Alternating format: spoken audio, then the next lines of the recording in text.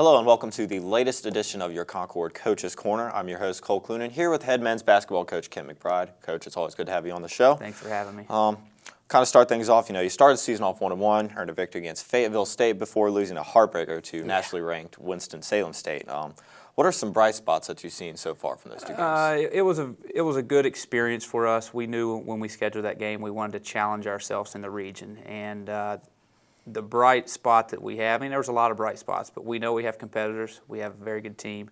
We have a very, and when I say team, we have a very good group of guys. We were challenged down there on the road with so many newcomers in a great environment down to the end of the game. So I was really proud of how we responded and how we played. You want to be 2-0, but the long-term effects we'll get from that game will be very beneficial. So very pleased with where we are right now. Mm-hmm. And looking on the other end of the spectrum, what do you think the team needs to improve on looking ahead? It's pretty simple. We've had a really narrow focus this week. Our rebounding has got to improve. You look at last year, I think we were the number 2 rebounding team in the league. And right now we're not off to a very good start. Winston-Salem really dominated us on the glass, and that's something that just can't happen. So we've made a very conscious effort this week in practice with that aspect of the game, and hopefully as we move forward we see an improvement. But for us to take the next step, that stat has to improve. Mm-hmm. And you obviously have a very young squad this year, so how important are the roles of players such as Mike Boyd, Cam Shannon, and Nick Moyer, who have experience at Concord under you, and bringing these new players along? They've been invaluable to us, especially. We're 1 month into practice today, and what they've done is they have showed these younger guys and the new guys how we do things. I lean on them a lot between Nick, Cam, and even Paul Bird and Mike, and now Alex McLaughlin's coming back off the knee. Those are our 5 returners, and they've been very, very good with these new guys and bringing them along and understanding how the program's ran. So our progress and the speed of our progress has a lot to do with those guys. And talking about there's 10 new faces on the team this year, 3 transfers, 7 freshmen. So we've already seen some great contributions from Ollie Barnes, who had 22 points versus Winston-Salem State. And Jalen Camper has also averaged double figures in the first 2 games. So what have you seen with the freshman class so far, and who are some newcomers you feel will also step up and contribute? The biggest thing I've seen from these guys is their willingness to be a part of the team before they try to stand out. We talk to them all the time about you have to fit in before you stand out, and those guys have done a good job. It's always difficult for freshmen when they come in, and most of them were the best player on their high school team, and they had the ball all the time, and then all of a sudden you're relegated to a role of coming off the bench, or you're not in the dominant role. But they've adapted very well. They've blended very well, and there will be some more guys that didn't have as good a weekend as Ollie and Jalen will step up. Grant Dickinson's going to be big for us, a freshman out of Alexandria.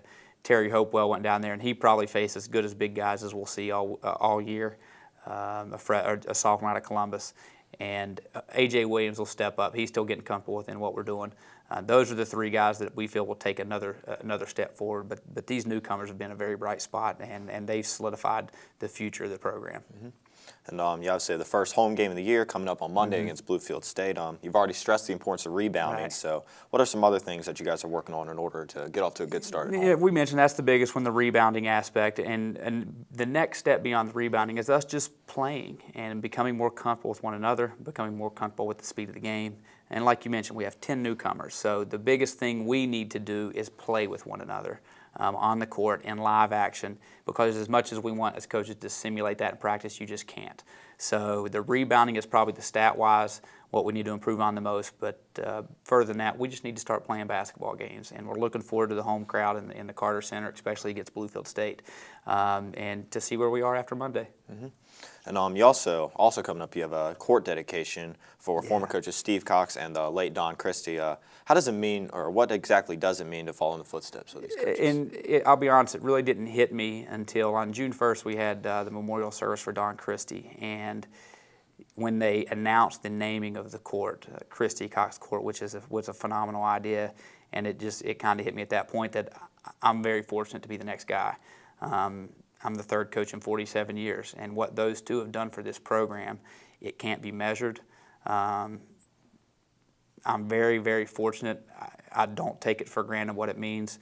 Me and Coach Cox still speak regularly, probably 2 or 3 times a week. He's in the office, and we just stay in touch. He goes to games with us.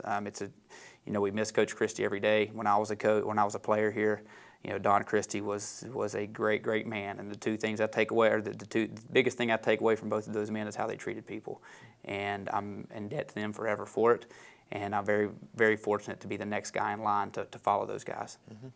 And I'm kind of looking ahead, conference play is starting to come up. And so how do you feel about the quality of the competition in the new Mountain East Conference? It's not going to get any easier. You look at the West Virginia Conference, and it's been a basketball league for probably 50 years. And if you take a look at last weekend on what our league did within the region, Charleston went up and took 2 from the PSAC school.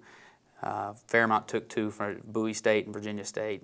In terms of our region, we did a very good job representing ourselves and the strength of our league. So it doesn't get any easier. You look at the teams who are finished, who weren't picked as high. Glenville State beat AB. We've already mentioned Charleston. So it's going to be very competitive, and that's the way you want it. You want to be in a good league where you're challenged every night and where you have to play every night. And the Mountain East Conference is going to do that for sure on the basketball side. That's why these practices this early in the year are so valuable and so important. And kind of to close it up, how do you feel about where your team stands currently? Yeah, you look back and it's November 15th, and we've been going at it for exactly a month. And if you would have told me on October 15th that we would be where we are right now, I would have taken it and ran. So I'm very pleased with where we are and how far we've come. As a coach, you always want to be better than you are, but that's why we do what we do. But very pleased with the guys, very pleased with our progress as a program, and I know the future is even brighter than it is right now. And these kids and these guys, these men, they work at it, and they stick to it. So very happy, and even more excited about where we're going to be come late February, early March. All right, that'll do it for me, Coach. Thank you guys for tuning in. This has been your Concord Coaches Corner. I'm your host, Cole Clunan, for Coach Ken McBride. Thank you guys for tuning in.